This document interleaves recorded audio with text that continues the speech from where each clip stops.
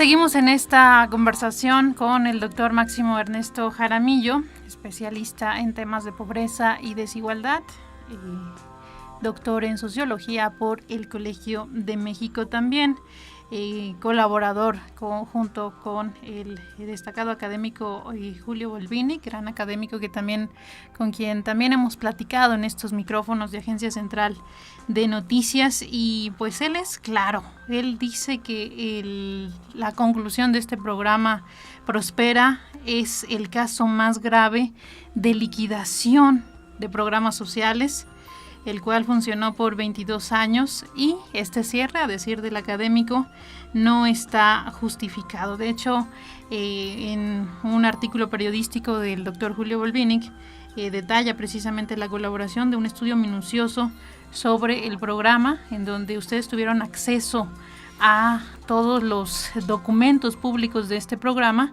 y finalmente pues que no se sustenta el término de este programa. ¿Cuál es esta experiencia de documentar el funcionamiento del programa Prospera, Máximo? Mira, como dices, tuvimos acceso el año pasado a todos los datos y los documentos de Prospera, públicos y hasta no públicos, y en ese momento no sabíamos que se iba a acabar el programa, ¿no? Entonces la idea todavía era ser críticos con el programa, ver qué fallaba y ver cómo podía mejorar, ¿no?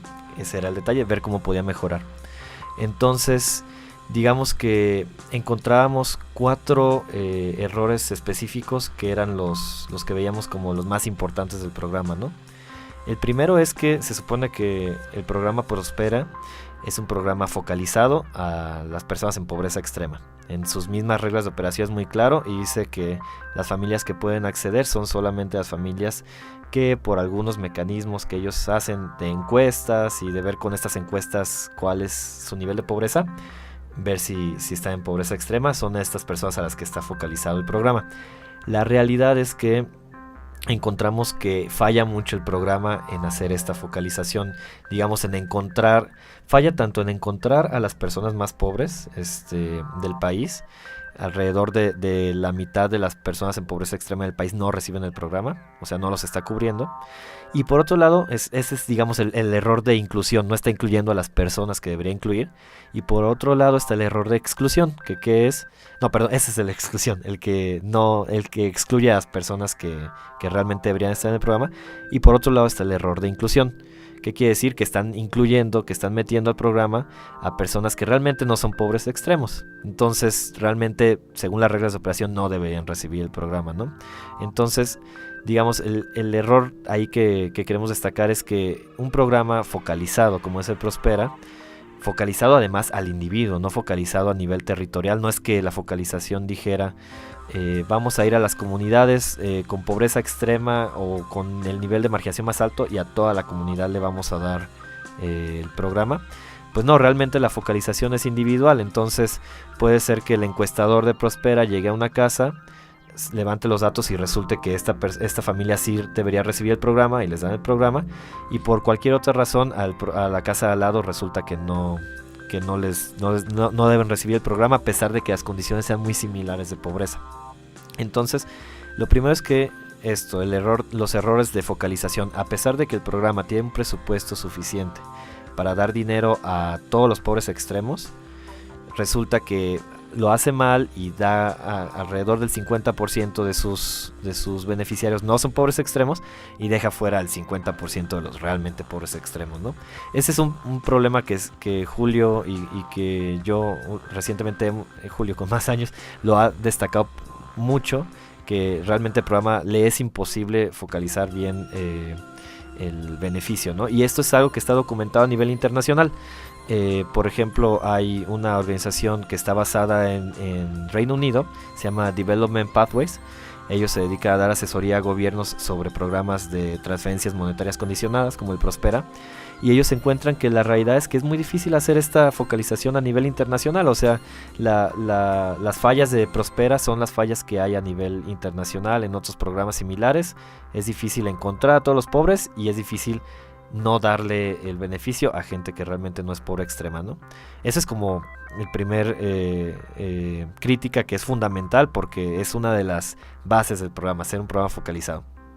Por otro lado, está la crítica del nivel de ingresos que se les está dando. O sea, la realidad es que la transferencia que se deshace en promedio a nivel nacional es bajísima. Si uno lo divide en promedio a cuánto es la transferencia diaria y por persona, son cerca de 7 pesos por persona, ¿no? Entonces también pensar que una transferencia de 7 pesos por persona al día te puede sacar de la pobreza extrema, o te puede ayudar para que tú consigas que es el objetivo del programa, consigas tener un mejor capital humano con los años, consigas tener mejor educación, mejor salud.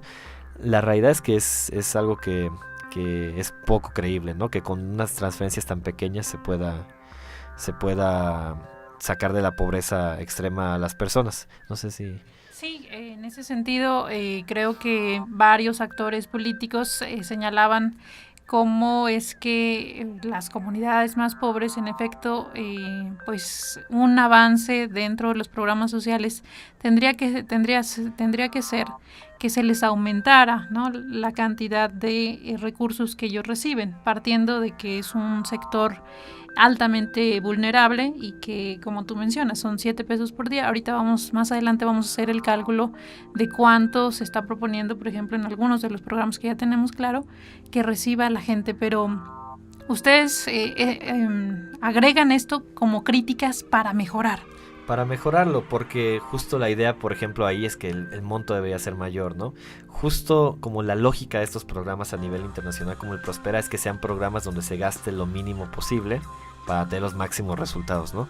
Y la realidad es que pues no, como lo decimos, aquí no han tenido el resultado de disminuir la pobreza a nivel, digamos, histórico en estos últimos 20, 24 años. Lo que sí es cierto, que es lo que decíamos hace rato, es que son tan bajos los ingresos de las personas más pobres en el país, que al final de cuentas 7 pesos sí les ayuda a disminuir la intensidad de su pobreza, la profundidad de su pobreza.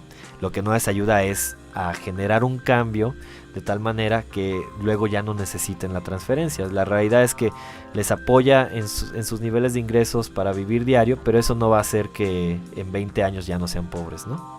Eso por un lado, por esta crítica, segunda crítica de cómo son insuficientes los montos. Otra crítica también importante es la de las condicionalidades. ¿Qué significa las condicionalidades? Pues que este programa para las familias les exige la condición de que se atiendan, por ejemplo, en centros de salud. O sea, las familias tienen que ir a los centros de salud a pláticas nutricionales, pláticas de fertilidad, pláticas de cómo cuidar su salud. Y de hecho, en el centro de salud llevan un registro de si vino este mes o no vino este mes la representante, normalmente es la madre, la jefa de familia, de la familia Prospera, a cumplir con su condicionalidad. En caso de que no vayan a este tipo de pláticas, después de 1 o 2 meses, no recuerdo, se les llama la atención o después se les retira el programa. Entonces es una condicionalidad muy importante para seguir con el programa. La otra condicionalidad es que si tienen hijos que están recibiendo beca de parte de Prospera, tienen que ir los hijos a la escuela, y de igual manera la escuela tiene que reportar al programa si están yendo o no los hijos.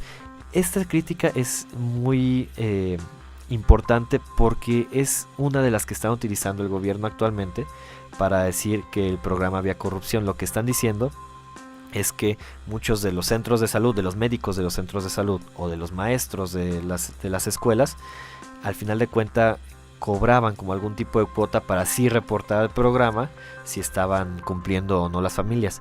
La realidad es que nosotros no hemos, en los datos, en las evaluaciones que ha habido en el campo, que son muchísimas, que ha habido más cualitativas, o las evaluaciones con los datos que tenemos, no parece ser que haya algo sistémico en este sentido en cuanto a corrupción en esto, en los llamados aquí, pues no son intermediarios, pero personas que, digamos, sujetos que intervienen en el proceso del programa, que son los médicos que reportan que vayan al centro de salud y los maestros que reportan que los hijos vayan a la escuela.